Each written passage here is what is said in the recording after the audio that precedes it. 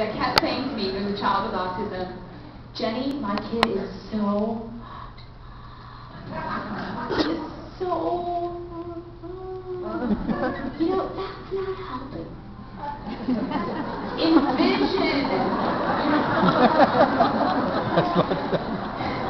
Envision, you guys, envision your child doing well. Envision his future as being independent and happy, and the law of attraction will make sure you follow those steps to get you to that future vision being true. I used to do it with Evan constantly. You know, when times were down and we're walking into a school that said neuropsychiatric hospital, I just go like, oh, and then I'd stop and go, okay, I'm envisioning him coming home from a date when he's 16 with hickeys on his neck. You know, I just kept having these future visions of him being great, him saying, I love you, Mommy, him hugging me. Don't forget to keep those visions alive. Which kind of makes me think about, oh, I'll get into the talking stuff later. In time, in motion, crying. I still do it. I'm hoping you all do it and you really, really get it out, because it can cause major, I do believe illnesses come from holding in pent-up anger and frustration. You know, I had what I call a breakdown, Jim calls a breakthrough. Right before my press tour, like 2 weeks before I started hitting all the shows like Oprah, I completely lost it. And I'm like, I don't understand. I've never had panic attacks during this whole thing. What happened? What happened? And I called my therapist, who was genius because she made me get a divorce. And I called her and said, help again, I need help. And I don't understand why I'm feeling these like panic attacks and I can't breathe. And Evan's doing so great and what's going on. She said, you never dealt with something. And I said, what? And she said, you feel guilty for Evan's autism. Well, at first I went, no, it's the pediatrician's fault.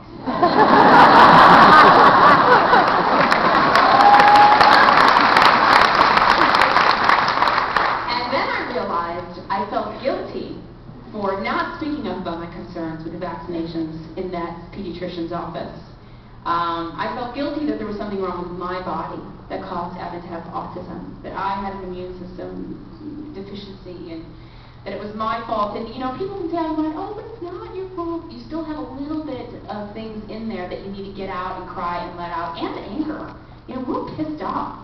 We have to always put that aside a little bit because we're concentrating, everybody's concentrating on focusing to get our kids better, but really let that emotions out. It's one of the best little tools I can give you.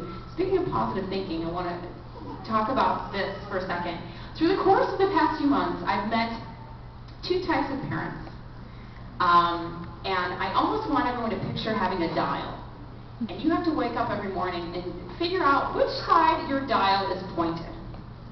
And the one side to the right, this side of parents that I've met, are these parents, which say,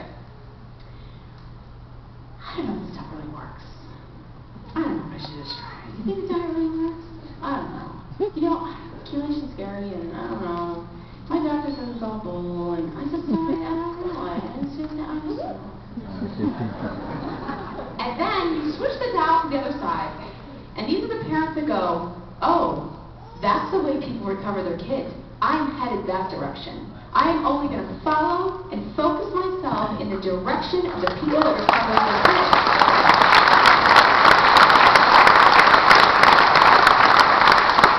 So you can stay around wondering if it works. And if you think about the law of attraction in your thinking and how thoughts make things your reality, then your thoughts will remain, I wonder if it works. Or in the direction of, damn, I'm going that way. That's the direction you need to wake up and stay focused on.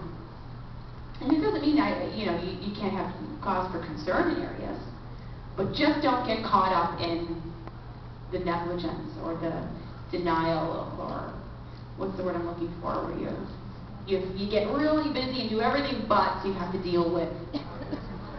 Thank you, procrastination. How are we doing on time?